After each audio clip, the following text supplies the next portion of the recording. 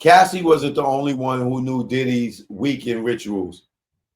He let it loose and wanted to party really hard, Jane testified, describing what Diddy himself would call F Fridays.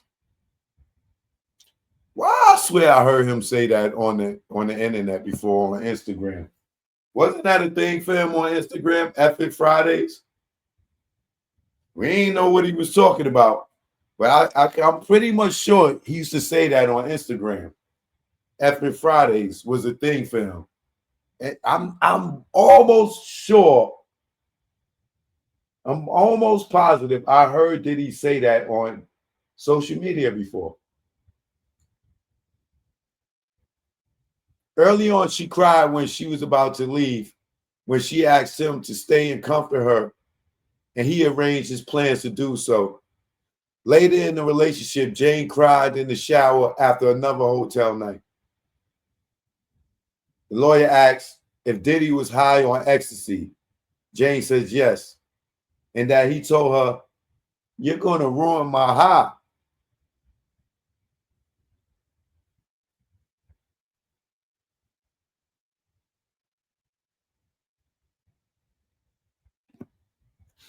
The lawyers walked back through Jane's past testimony on hotel nights, also known as freak-offs. She highlighted a moment where Jane seemed to have said how the nights played out. The implication, Jane wasn't entirely powerless. The defense is pressing the narrative, consent by control, so they say, right? Jane testified Diddy decided when freak-offs ended and discouraged condom use when she asked escorts to wear them. On the cross, they said, weren't there times Diddy let the night end early? Yes, on some rare occasions.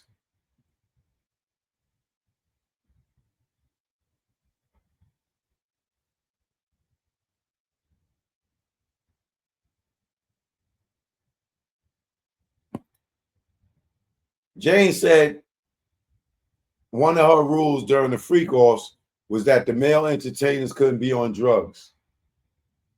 Can you explain that? I just didn't want to have a stranger be out of their mind in a very vulnerable environment with me.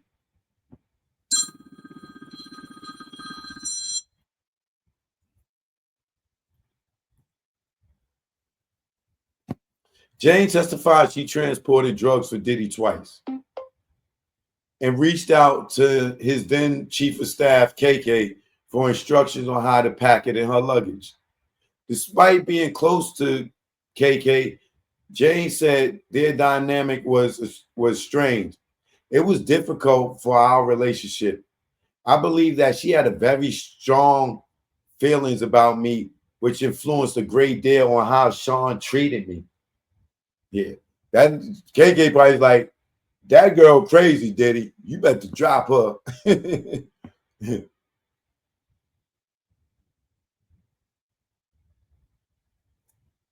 They read text between Jane and KK from the time Jane carried drugs to Miami for Diddy. No message is shown KK giving drug packing instructions.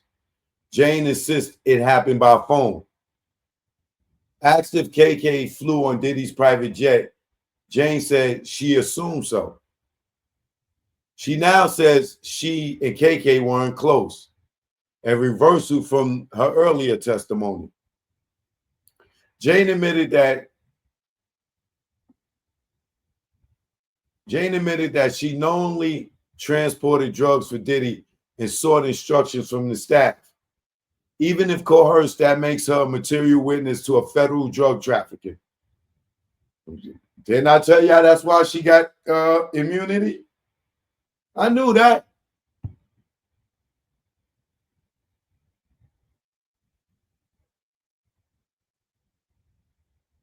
If the Department of Justice pursues charges, her testimony could cut both ways. Evidence against Diddy, but also self-incrimination unless she got immunity. We know that's why she got immunity. or she would be sitting right next to him.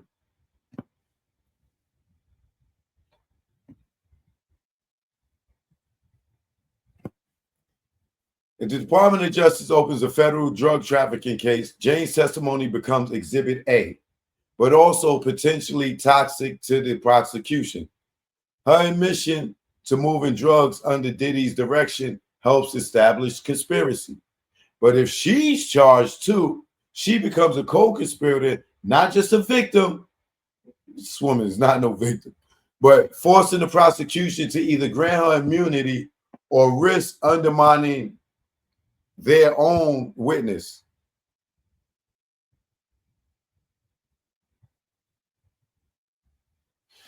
They go to break for lunch. They come back.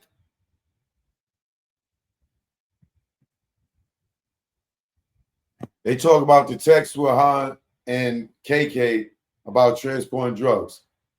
She's not asking you to do it here, right? She asks, reframing the message. Jane confirmed KK said Diddy would have you pick up a package. Jane said Diddy used NBA names during freak-offs with one male escort named Paul. Diddy was Jordan, Jane was Kobe, and Paul was Shaq.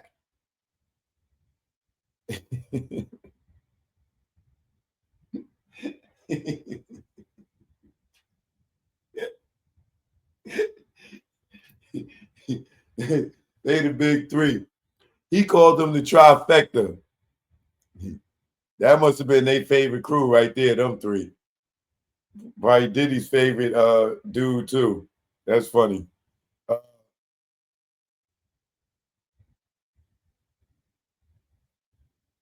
Were there affection between her and Paul? Jane replied carefully, given my circumstance, if I had to do what I had to do, at least there was somebody who had a warm energy about them. She liked Paul. Jane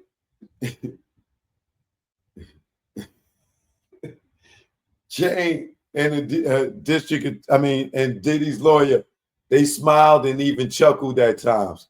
I tell you, it's some moisture going on in this courtroom, man. This is too sexy and too hot. They know each other. Jane said she met with Diddy's lawyers multiple times after his arrest. She even first disclosed a post-assault freak-off to one of his attorneys. But with Cross set to continue through Thursday, it's unclear if they will remain friendly.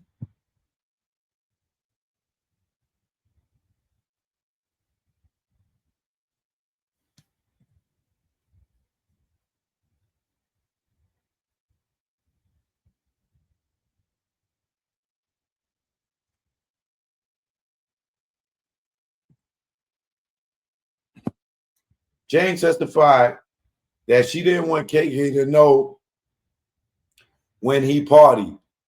She disapproved and pushed him to focus on business. That's why she don't like KK. KK like, man, nigga, we got work to do. Leave this little hot mama alone, Diddy. Jane also said staff delivered cash to hotel rooms, but never saw what was happening inside. She didn't think KK knew about the freak-offs. On the alleged sex tape threat, Jane said she was comforted after confiding in KK. He gave me space after that. I believe she made sure of it. Jane told Diddy she wanted to see him in the Halloween 2021 text, and he replied he had a rough day and wanted her to lead the night. She responded they should freshen up, have a drink, and see where the night takes them. Diddy said he didn't feel like being around people. Jane confirmed they had a hotel night afterwards. The next day, Jane texts the performer Sly asking for explicit videos at Diddy's request, she said. A few days later, she texts Sly again. I'll organize. Jane testified she and Diddy were trying to figure out if and when they would bring Sly in for another night.